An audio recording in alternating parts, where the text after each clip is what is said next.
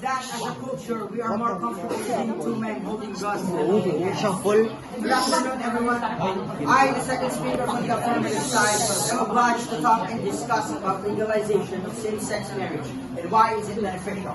Before I proceed to my speech, may I mention that the first speaker stated that there are no laws approving same-sex marriage, but there is also no law that prohibits same-sex marriage in the Philippines. Now let me proceed to my speech. We already know what the LGBT community is to gain when same-sex marriage is legalized. What we don't usually know, and what we should be finding out, is how we can actually benefit society in general. Ladies and gentlemen, and speakers in the opposing bench, same-sex marriage would be so beneficial to all of us in very different ways. On a micro scale, the legalization of same-sex marriage affects the most basic unit of society, family. Under the family code of the Philippines, a family is one that is constituted through the union of a man and a woman. This provision denotes choice, liberty, the freedom to choose who you marry, only that it is limited between a man and a woman. Meanwhile, a popular adage states that the blood of the covenant is thicker than the water of the womb. The bonds you've made by choice, the family you've created with other people, are oftentimes more significant than the family you're born into. Legalizing same-sex marriage would allow our LGBTQ plus brothers and sisters to create families of their own and give them legal rights to protect their families. This would allow them to have property and inheritance rights, the right to foster and adopt children legally, and affords them the right to make important decisions for their spouses during critical medical conditions and funerals. These rights are already given to heterosexual couples. Ladies and gentlemen, we are not asking for too much. We are simply asking for equality. Second, on a macro scale, legalizing same-sex marriage would be so instrumental in eradicating discrimination against the LGBTQ plus community, who may be considered as second-class citizens because they do not have access to the same benefit that heterosexual couples have. Compared to other countries in Asia and the Pacific, the Philippines is more tolerant of people who are lesbian, gay, bisexual, or transgender. A study by Pew Research Center shows that 73% of Filipinos agree that homosexuality should be accepted. However, that acceptance has not translated to legislation that would allow people of the same gender to get married. A survey by the Social Weather Station showed that 61% of 1,200 respondents still oppose same-sex marriage.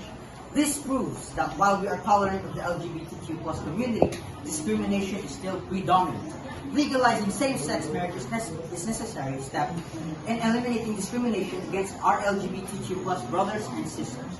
Lastly, the Equal Protection Clause is enshrined in Article 3, Section 1 of the 1987 Philippine Constitution. No person shall be deprived of life, liberty, or property without due process of law, nor shall any person be denied the equal protection of the laws. Legalizing same-sex marriage is one unequivocal example of upholding both liberty and equality as enshrined in this basic human rights provision. From a human rights perspective, broadening civil marriage to couples of the same sex demonstrates respect for the fundamental rights of equality and non-discrimination. If we truly want a society that is anti-discriminatory, accepting, inclusive, and respect of our own unique traits and difference as individuals, we should start with the most basic unit of society, the family. Legalizing same-sex marriage would allow our LGBTQ plus brothers and sisters to build and have their own families. Ladies and gentlemen, again, we are not asking for too much. I am simply asking, hypothetically, if my heart beats for Samuel and his heart beats for my too, that we be allowed to have a family. This is not too much. This is just equality. This ends my constructive speech, and I now subject myself to interpretation.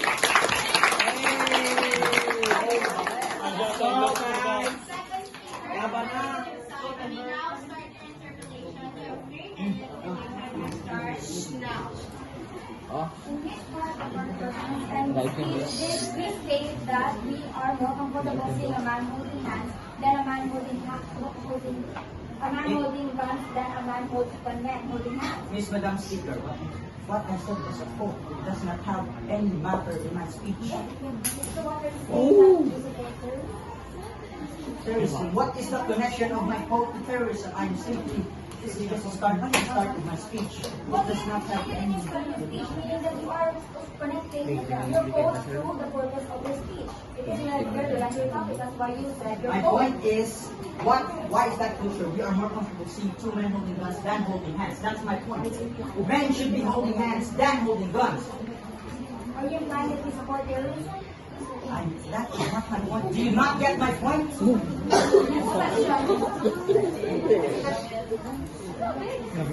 According to Article 6, Section 16, one of the grounds that can make a marriage voidable is when it consists the same sex. In other words, when the marriage is the same sex, marriage or is the same sex marriage. What are your thoughts regarding this one, and are you going to change what the Constitution states?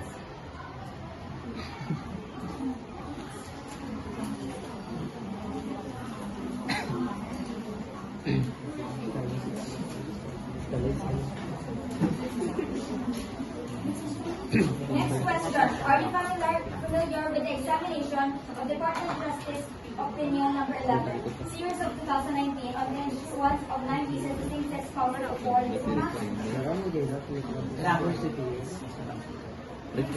Department of Justice Opinion number 11, series of 2009 or the issuance of 9 visas to same-sex couples of foreign diplomats states that if another country has same-sex marriage, then gay are still allowed in the country. Then don't you think that if same-sex marriage is allowed in another country, don't you think that the Filipino couple, homosexual couple, Mr. Speaker, you cited other countries other than Philippines. Are the Philippines in those countries the same country?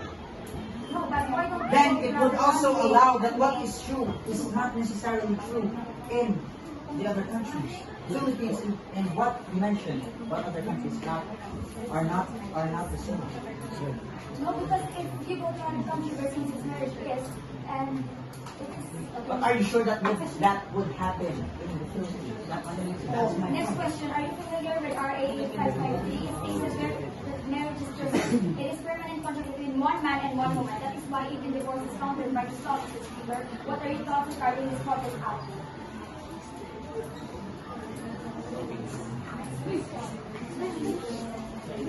Next question, how can we provide anti-discrimination for the LGBT community, most especially if the same-sex marriage will be implemented and legal marriage? How can we provide anti-discrimination for the LGBT community if there are no laws that protect them?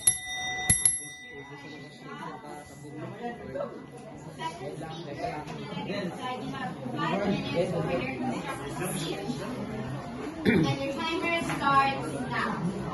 Institution of marriage is now the subject of a international debate. But how did marriage begin and why? The best available evidence suggests it's about 4,350 years old.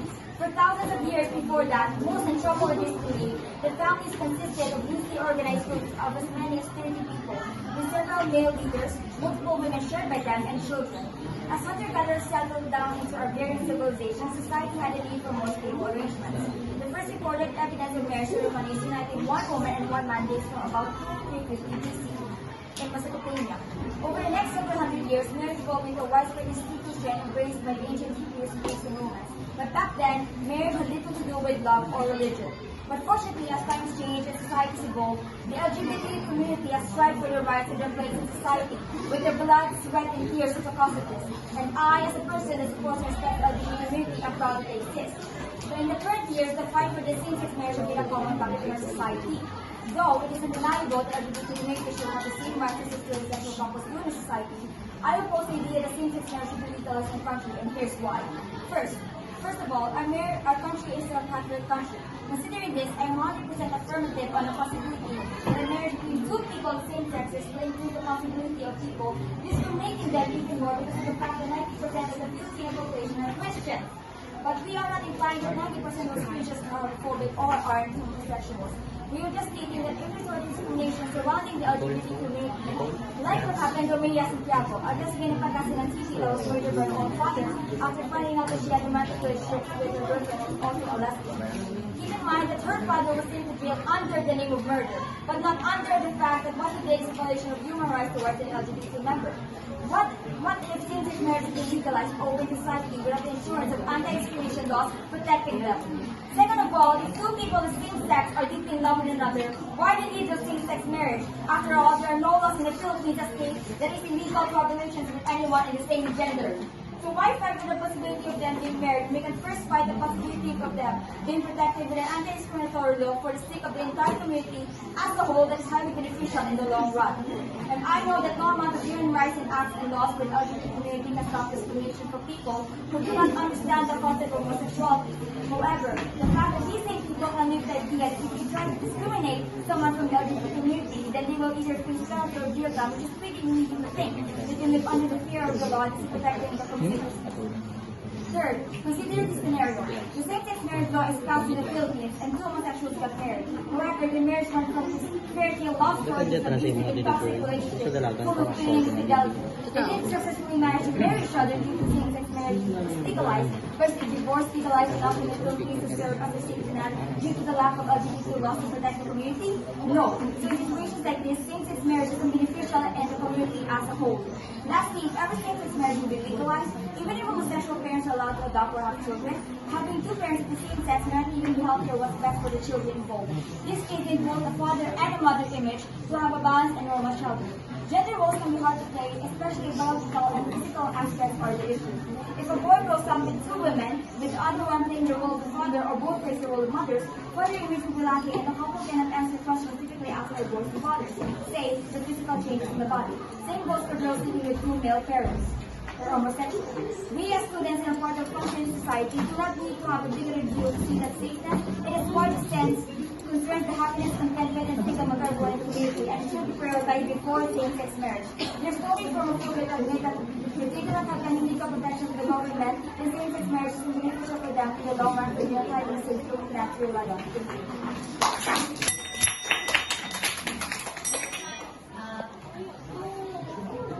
Affirmative side, secretary, please prepare for your interpellation. You have 3 minutes and your timer starts now. Miss Madam Speaker, are you aware of the Bill of Rights in 1987? No, elaborate.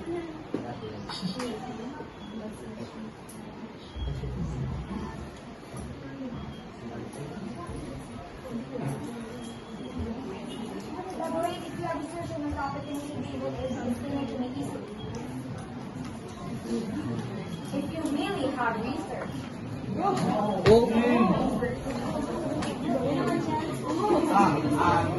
The Bill of Rights in 1987 has the right to marry. Right to marry. What gender? Did it specify that it's limited to man and a woman or the same sex?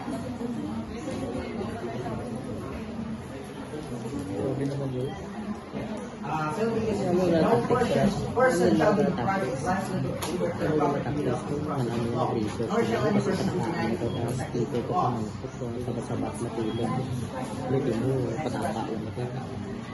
Would you agree with me that the liberty granted by the Constitution is the liberty to choose who to marry?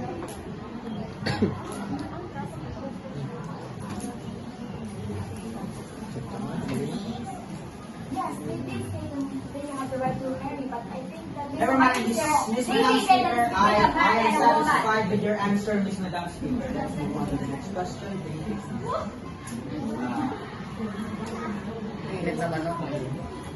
Next question is, were there any laws in 2000 BC that mentioned any? no, that's why I was thinking originally what originality of marriage was. That it was not between, it was between a man and a woman, and it was not for love or religion. Then if there were any, then if there were no laws in 2000 BC, you are aware that before the Philippines was colonized, there were deities like Babaylan. It is considered queer. What I'm saying is, there was before I already said what I said. Before the Philippines was colonized, there were deities like Babaylan. All right, next question. You mentioned in your third argument, you stated that same-sex couples may tend to be abusive. How can you show that? Procreation is not needed for marriage, but LGBT community does so you have the right to adopt. And I'm sure that anyone who is financially capable of a sexual goal. That was not my question. What I'm asking you is... I am not implying that LGBT community is full of abusive people. I'm just thinking of what's good. So how can you be sure that they will be aggressive? Let me finish. Even in my Republic Act 8552. I'm not letting you finish because that was not my question. I am asking you. You're asking me what the minimum there is. I am asking you, how can you be sure? How can you be so sure that same-sex couples should be be aggressive. That's I am my not question. trying. I'm not You are trying. going off tangent with my question. I'm asking you a question. You should answer.